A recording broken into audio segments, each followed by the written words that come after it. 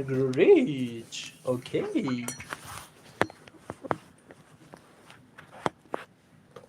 So, we were at building character through my invincible counselors.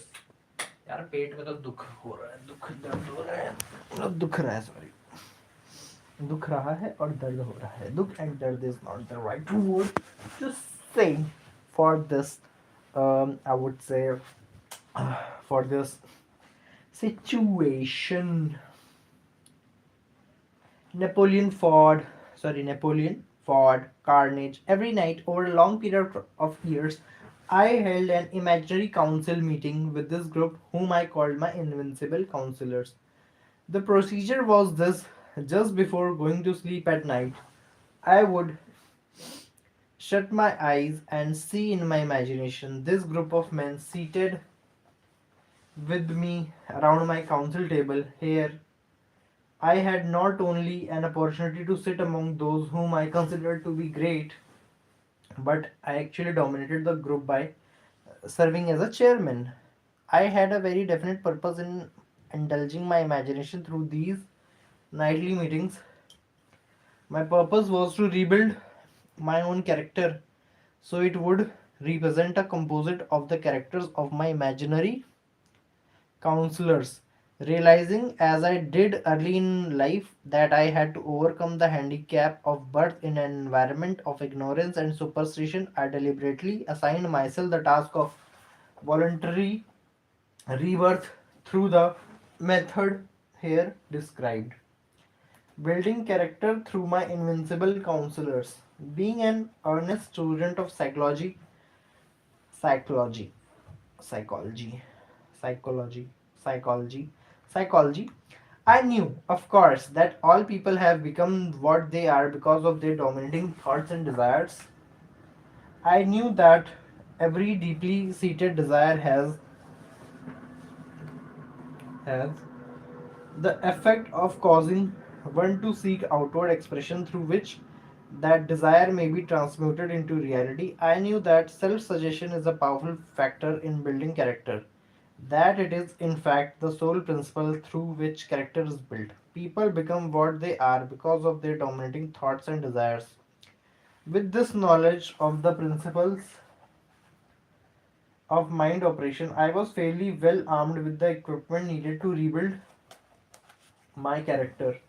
In these imaginary council meeting, I called on my cabinet members for the knowledge I wished each to contribute, addressing myself to each member in audible words as follows: Mr. Emerson, I desire to acquire from you the marvelous understanding of nature which distinguished in your life. Okay. I ask that you make an impress upon my subconscious mind of whatever qualities you possessed that enabled you to understand and adapt yourself to the laws of nature. I ask that you assist me in reaching and drawing upon whatever sources of knowledge are available to this end. Mr. Burbank, I request that you uh, pass on to me the knowledge that enabled you to so harmonize the laws of nature that you caused the cactus to shed its thorns and become an edible food. You pass on to me the knowledge that enabled you to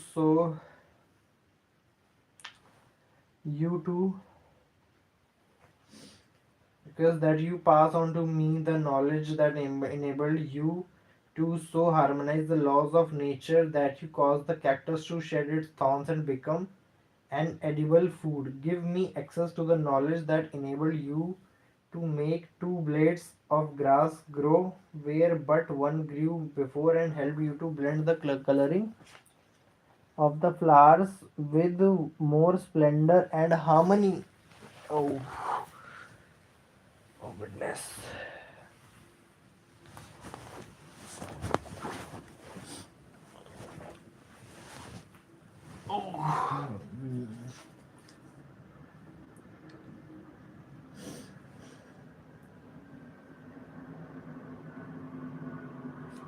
Oh, knowledge that enabled you to harness the laws of nature, that you caused cactus to shed its thorns and become an edible food.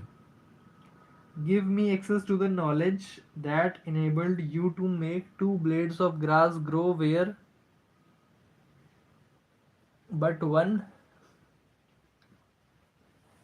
grew before, and helped you to blend the coloring of the flowers with more splendor and harmony.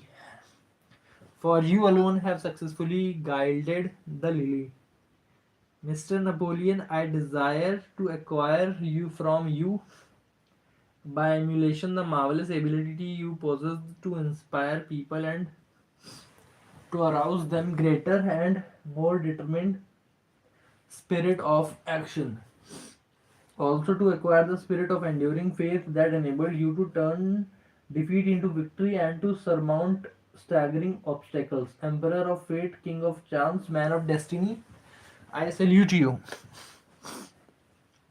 Mr. Payne, I desire to acquire from you the freedom of thought and the courage and clarity with which to express convictions which so distinguished you. Mr. Darwin, I wish to acquire from you the marvelous patience and ability to study cause and effect without bias or prejudice, so exemplified by you in the field of natural science. Mr. Lincoln, I desire to build into my own character the keen sense of justice, the untiring spirit of patience, the sense of humor, the human understanding, and the tolerance which were your distinguishing characteristics. उससे जा रही है ना आवाज दिक्कत ये distinguishing characteristics. Mr. Carnage, I am already indebted to you for my choice of a life work which has brought me great happiness and peace of mind. I wish to acquire a thorough understanding of the principles of organized effort which you use to effectively in the building of a great industrial enterprise. Mr. Ford, you have been among the most helpful of the men who have supplied much of the material essential to my work. I wish to acquire your spirit of persistence and determination, poise, and self confidence that have enabled you to master poverty, organize, unify, and simplify human effort, so I may help others to follow in your footsteps. Mr. Edison, I have seated you nearest to me at my right because of the personal cooperation you have given me during my research into the causes of success and failure. I wish to acquire from you the marvelous spirit of faith with which you have uncovered so many of natural secrets, the spirit of unremitting toil with which you have so often wrested victory from defeat. My method of addressing the members of the imaginary cabinet would vary according to the traits of character in which I was for the moment most interested in acquiring. I studied the records of their lives with painstaking care. After some months of the nightly procedure, I was astounded by the fact that these imaginary figures became apparently real. Each of these nine men developed individual characteristics that surprised me.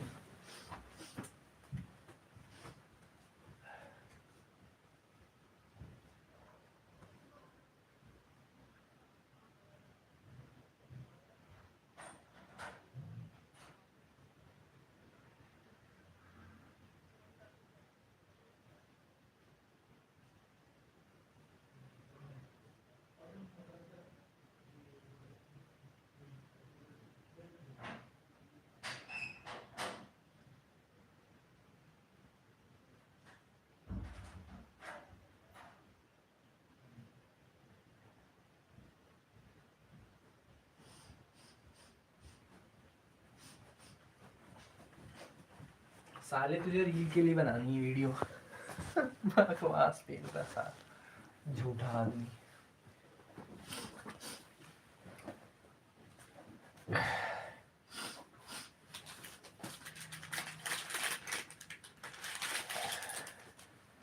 Prove ही हो गया कि उसके लिए नहीं होगा। फिर तो भाई साहब सुसाइड कर लेंगे।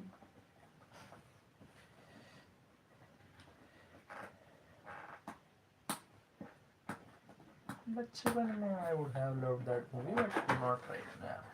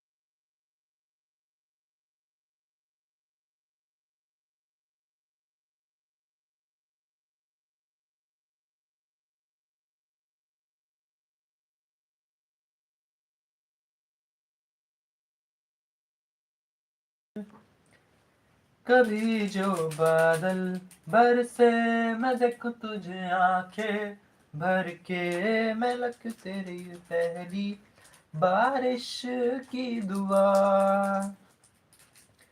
कहीं पहलू में पर लूं मैं खुश खुद से बखुशियाँ सह लूं कि कम से बतियाँ कह दूं। भाई पिज्जा खाते खाते मैं तो नहीं पढ़ सकता।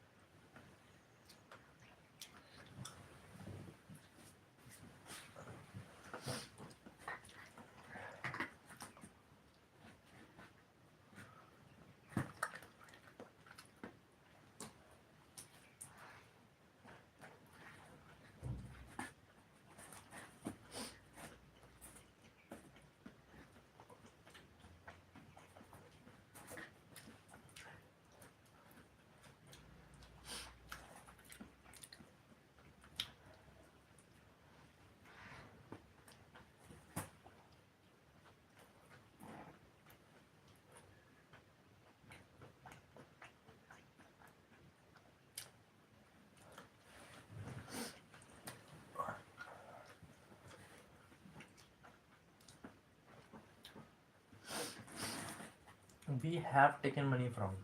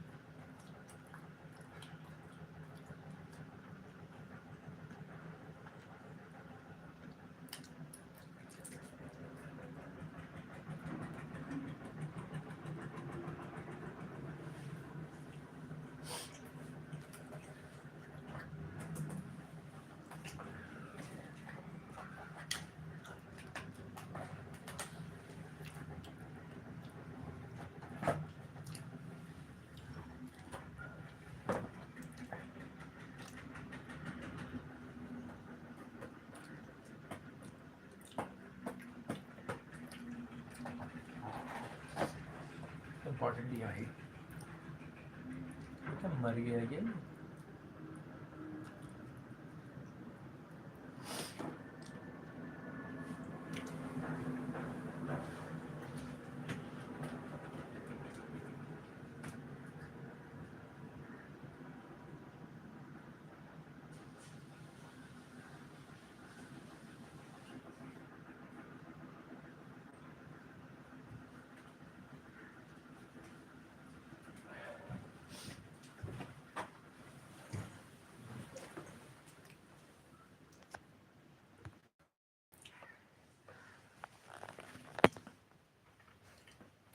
कि बरगद तले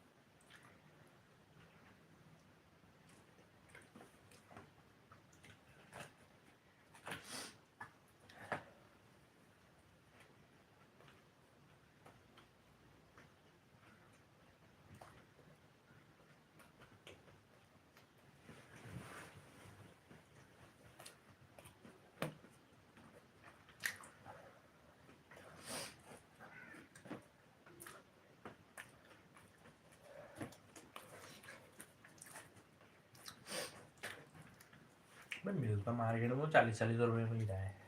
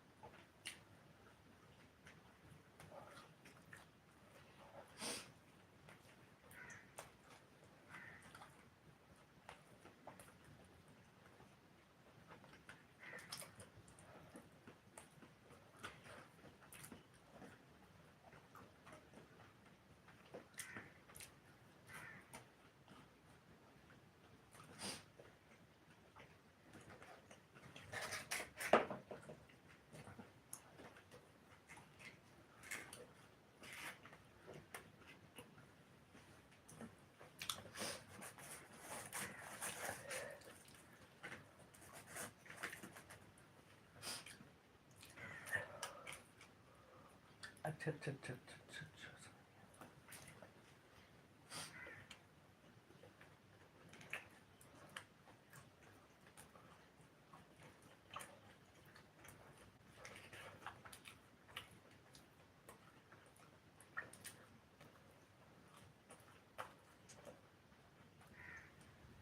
अरे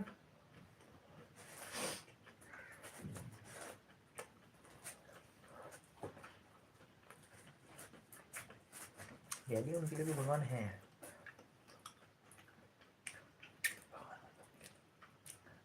आपकी जिंदगी बदल दे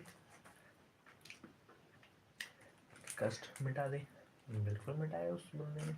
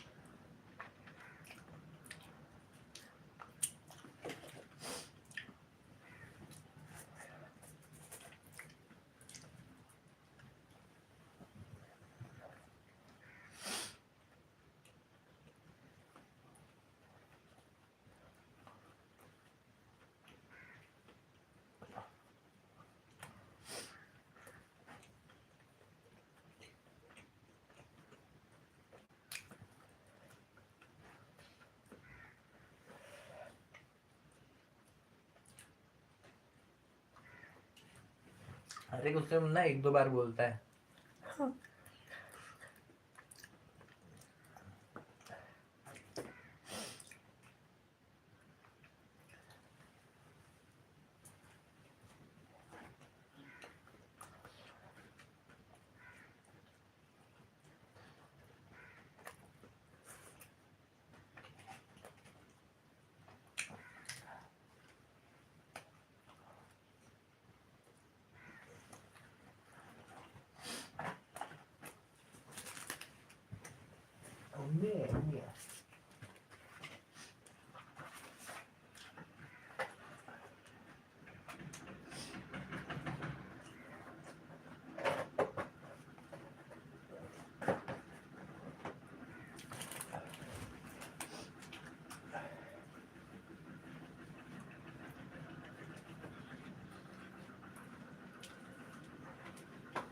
Come schon.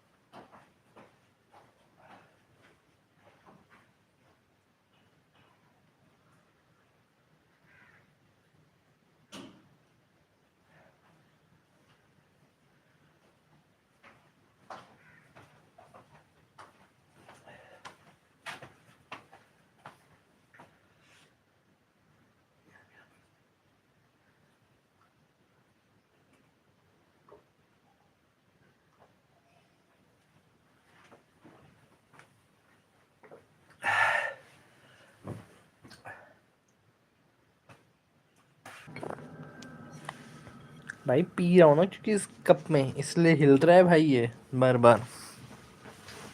मेरी कोई इसमें वो नहीं है दोस्तों, दिख रहा है ना उसमें वैसे?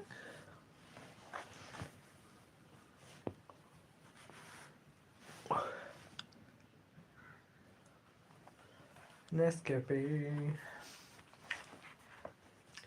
Mr. Edison, I have seated you nearest to me at my right because of the personal cooperation you have given me during my research into the causes of success and failure. I wish to acquire you the marvelous spirit of faith with which you have uncovered so many of nature's secrets, the spirit of unremitting toil with which you have so often wrested victory from defeat. My method of addressing the members of the imaginary character will vary according to the traits of character in which I was. For the moment, I most interesting in acquiring. I studied the records of their lives with painstaking care. After some month of this nightly procedure, I was astounded by the fact that these imaginary figures became apparently real. Each of these nine men developed individual characteristics that surprised me. For example, Lincoln developed the habit of always being late when walking around in Solomon Parade. क्या बकवास है. When he came, he walked very slowly with his hands clasped behind him. And once in a while, he would stop as he passed and his hand momentarily upon my shoulder. He always had a serious expression. Rarely did I see him smile. The cares of a sundered nation made him grave. That was not true of the others. Burbank and Payne often indulged in witty repartee that seemed at times to shock the other members of the cabinet. One night, Payne suggested that I prepared a lecture on the age of reason and deliver it from the pulpit of a church that I formerly attended. Many around the table laughed heartily at the suggestion, not Napoleon. He drew his mouth down at the corners and groaned so loudly that all turned and looked at him with amazement. To him, the church was but a pawn of the state, not to be reformed, but to be used as a convenient inciter to mass activity by the people.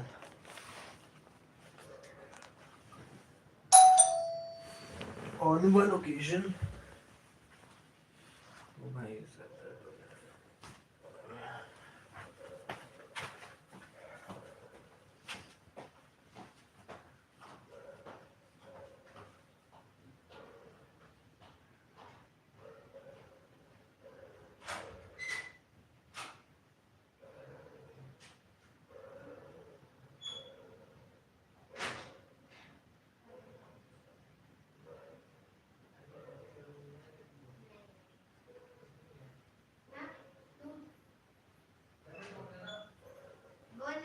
हो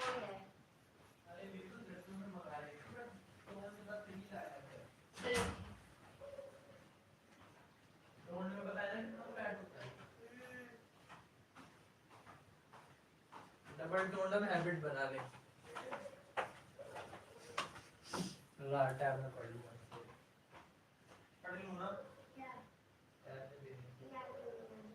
क्यों गैवले में क्यों नहीं जाऊंगा भाई छह दिन घर में थी मैंने तो कहाँ ली तेरी गैलरी गैलरी छुआ भी नहीं मैंने तेरा टैब घटिया सा तुझे कैसे पता नहीं इतना भी वो मत कर एक दिन छुआ था मैंने अब बोलती ये भी जानती हूँ अच्छा लग रहा है टॉप लेकिन तू मोटी भी है चल गुड दीदी अब हरकत में हो जा थोड़ा ये देखो मेरा पैर फिसल गया था तो इस पे स्क्रैच आ गया दिख रहा है कहीं ये देखो दिखे तो इसलिए नहीं खरीद रही है तेरा टैटू का क्या हाल है भूली डैडी को बता दिया नहीं मम्मी को तो पता है ना अच्छा गौतम बुद्ध वाला टैटू है नहीं है लोटस क्योंकि मैंने गौतम बुद्ध के आसपास देखा है वाला लोटस वो वाला है कि नहीं है ओके दूसरा काम बनवाएगी क्या कह रहे थे कुछ नहीं मैं हाल चाल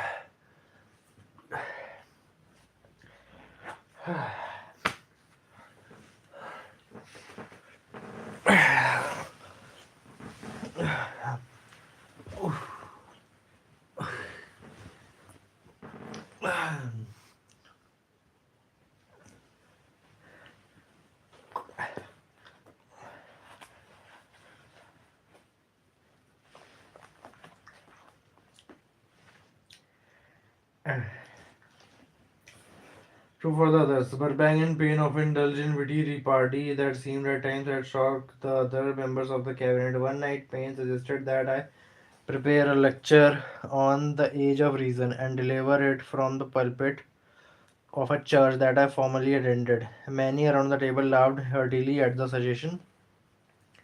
Not Napoleon. He drew his mouth down at the corners and groaned so loudly that all turned and looked at him with amazement. To him, church was but a pawn of the state, not to be reformed, but to be used as convenient inciter to mass activity by the people. On the occasion, Burbank was late. When he came, he was excited with enthusiasm and explained that he had been late because of the experiment he was performing, through which he hoped to be able to grow apples on any sort of tree. Pain chided him and by reminding him that it was an apple that started all the trouble between man and woman. Darwin chuckled heartily as he suggested that Pain should watch out for little serpents when he went into the forest to gather apples, as they had a habit of growing into big snakes. Serpent.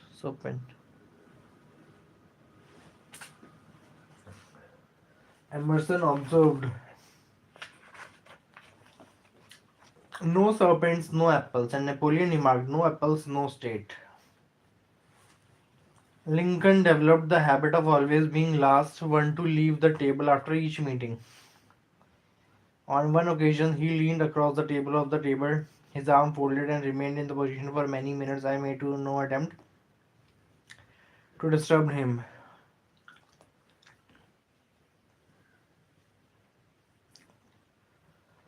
Finally, he lifted his head slowly, got up and walked to the door, then turned around, came back and laid his hand on my shoulder and said, my boy, you will need much courage if you remain steadfast in carrying out your purpose in life. But remember, when difficulties overtake you, the common people have common sense. Adversity will develop it. One evening, Edison arrived ahead of all the others. He walked over and seated himself in my left when Emerson was accustomed to sit and said, you are destined to witness the discovery of the secret of life. When the time comes, you will observe that life consists of great swans of energy or entities, each as intelligent as human beings think themselves to be. These units of life group together like hives of bees and remain together until they disintegrate through lack of harmony. These units have differences of opinion the same as human beings and often fight among themselves. These meetings you are conducting will be very helpful to you. They will bring to your rescue some of the same units of life that served the members of your cabinet during their lives. These units are eternal, they never die. Your own thoughts and desires serve as the magnet that attracts units of life from the great ocean of life out there. Only the friendly units are attracted, the ones that harmonize with the nature of your desire. The other members of the cabinet began to enter the room. Edison got up and slowly walked around to his own seat. Edison was still living when this happened. It impressed me so greatly that I went to see him and hold him about the experience. He smiled broadly and said, "Your dream was more a reality than you may imagine it to have been." He added no further explanation to his statement. These meetings became so realistic that I became fearful of their consequences and discontinued them for several months. The experiences were so uncanny, I was afraid I continued them, I would lose sight of the fact that meetings were purely experiences of my imagination. 6 months after I had discontinued the practice, I was awakened one night. One thought I was I was when I saw Lincoln standing at my bedside. He said, "It. The world will soon need your services. It is about to undergo a period of chaos that will cause men and women to lose faith and become panic stricken. Go ahead with your work and complete your philosophy. That is your mission in life. If you neglect it for any cause whatsoever, you will be reduced to a primal state and be compelled to retrace the cycles through which have passed during thousands of years." I was unable to tell the following morning whether I had dreamed this or had actually been awake, and I have never since found out which it was, but I do know that the dream, if it were dream, was so vivid in my mind the next day that I resumed my meetings the following night. At our next meeting, the members of my cabinet all filled into the room together and stood at their accustomed places at the council table, while Lincoln raised a glass and said, "Gentlemen, let us drink a toast to a friend who has returned to the fold." After that, I began to add new members to my cabinet until now it consists of more than 50, among them Christ, Saint Paul, Galileo, Copernicus, Aristotle, Plato, Socrates, Homer, Voltaire, Bruno, Spinoza, Drummond, Kant, Schopenhauer, Newton, Confucius, Albert Hubbard, Brian Ingersoll, Wilson, and William James. This is the first time that I have had the courage to mention this. Heretofore, I have remained quiet on the subject because I knew from my own attitude in connection with such matters that I would be misunderstood if I described my unusual experience. I have been emboldened now to reduce my experience to the printed page because I am now less concerned about what they say than I was in the years that have passed. One of the blessings of maturity is that it sometimes brings one greater courage to be truthful, regardless of what those who do not understand may think or say. Receiving knowledge and guidance through the sixth sense. Lest I be misunderstood,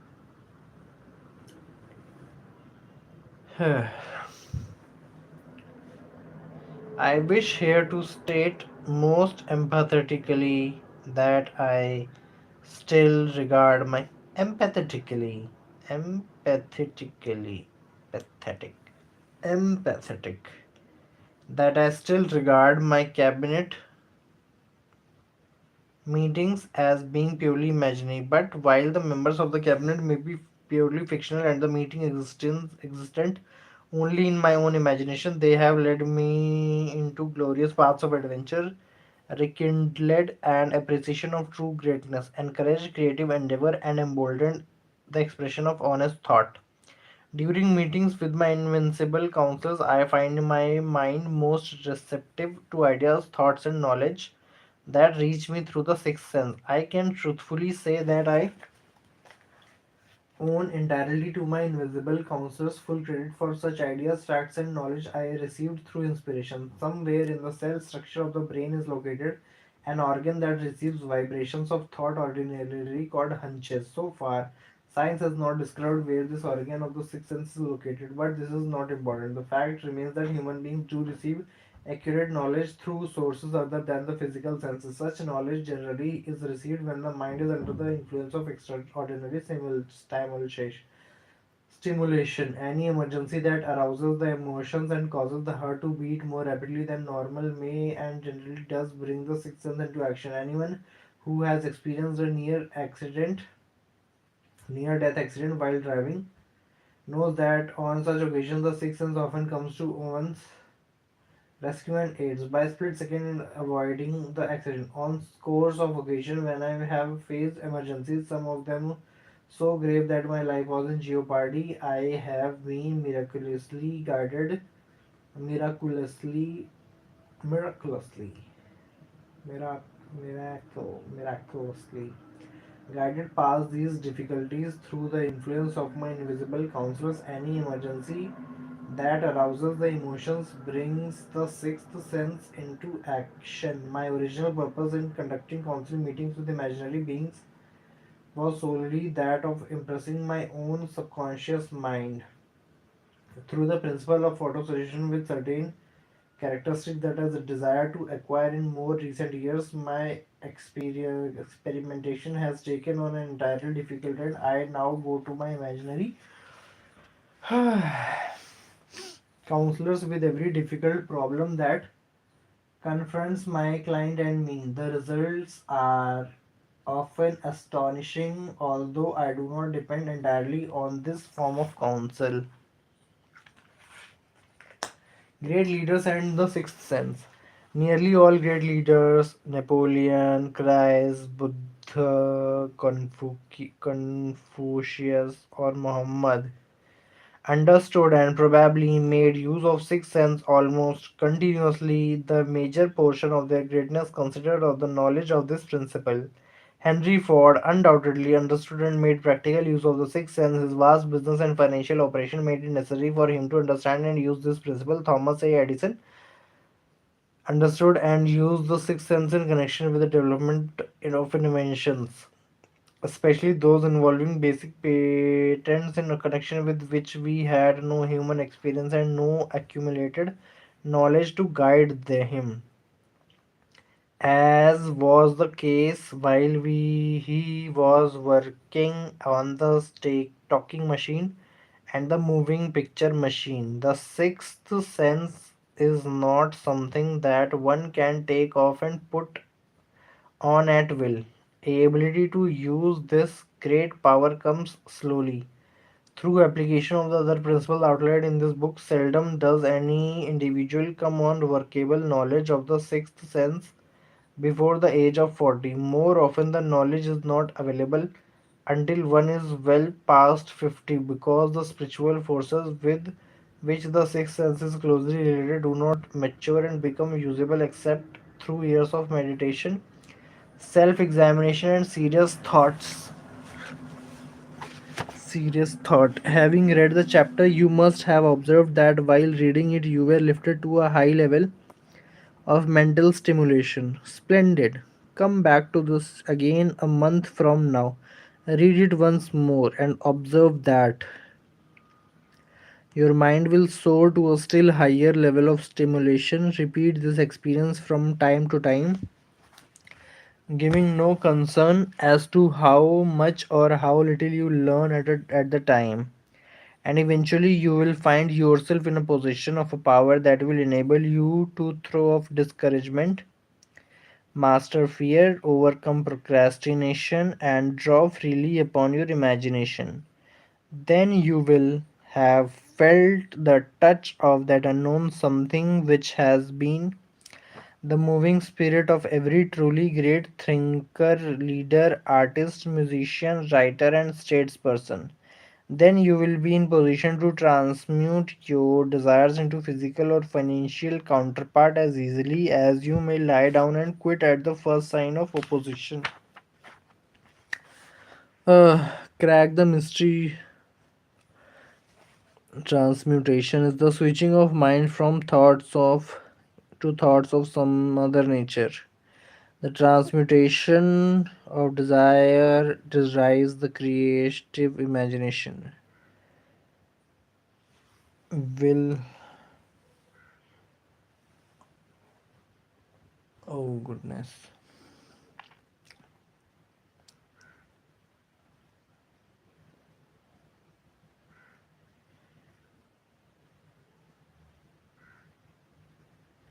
ये थोड़ी होता है. बरगद तले झूम झुमरी तलैया.